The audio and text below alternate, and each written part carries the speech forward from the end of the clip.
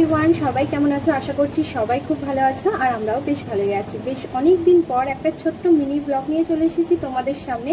তো ভিডিওটা দেখো, ভালো লাগলে অবশ্যই একটা কমেন্ট করে যেও। চলো প্রথমেই বলি আজকে আমি কি রান্না করেছি।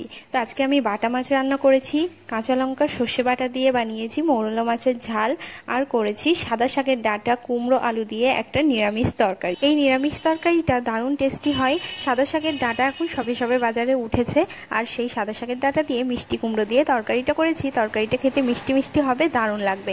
আর করেছি লাউ চিংড়ি, আর ছেলের জন্য বানিয়েছি পাতলা করে মুসুর ডাল। সকাল থেকে উঠে এত ভাগের রান্না বান্না করা সত্যি কথা বলতে খুবই চাপের ব্যাপার, কিন্তু ওই যে কাজে হাত দিলে কাজ করতে কতক্ষণ, সময়ের সাথে সাথে কাজ ঠিক উতরে যায়। কিন্তু সমস্যাটা হচ্ছে অনেকটা দৌড়ঝাঁপ করতে হয়। তার কারণ হচ্ছে সকালবেলাতেই থাকে ছেলের স্কুল, ছেলেকে তুলে ওকে রেডি করা, ও টিফিন বানিয়ে দেওয়া, তারপরেই সকালবেলা এত কিছু রান্না বান্না, সবটা মিলিয়ে সকালবেলা একদম ঝড় বয়ে যায়।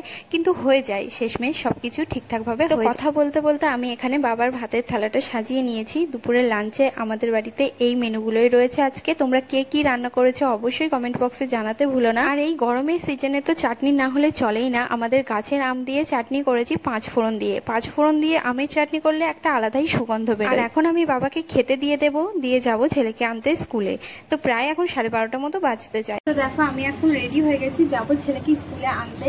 তো এখন প্রায় 12:30 মতো বাজে, আর ওর স্কুল ছুটি হয় 1টার দিকে। এখন যাচ্ছি ওকে আনতে। তো চলো যাওয়া যাক।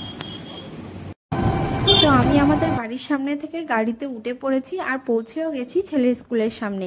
তো আমাদের বাড়ি থেকে ছেলের স্কুলের দূরত্বটা খুব বেশি দূর নয়, গাড়িতে আসলে 5 মিনিট মতো লাগে, আর হাঁটা পথে ওরকম 10-12 মিনিট। তো খুব একটা বেশি টাইম লাগে না আসা যাওয়া করতে। তো আমি এখন ছেলের স্কুলের সামনে দাঁড়িয়ে রয়েছি, ও কখন নামবে এসো বলতে বলতে ও নেমে গিয়েছে।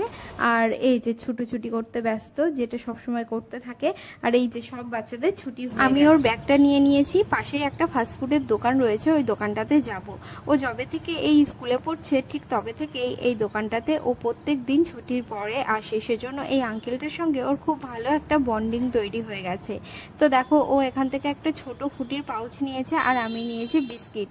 তো আমার হাত ভর্তি জিনিস, আমি কি বিস্কিট নিয়েছি আমি দেখাতে পারলাম না। তো যাই হোক আমি টোটোতে উঠে পড়লাম আর যাব এখন বাড়ির দিকে।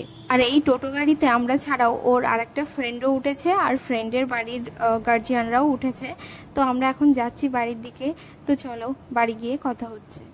তো আমরা চলে এসেছি বাড়িতে, আর এখন ওকে স্নান করাবো, খাওয়াবো, তারপর আমি ফ্রি হতে পারবো। তো যাই হোক আমি ফুটিটা এনে ফ্রিজে রেখে দিয়েছিলাম, বলেছিলাম যে বিকালবেলাতে খাবে, এখন স্নান করে ভাত খেতে হবে। তো সেই নিয়ে আমার সঙ্গে কিছু সময় যুদ্ধ চললো, তার মানে ও এখনই খাবে।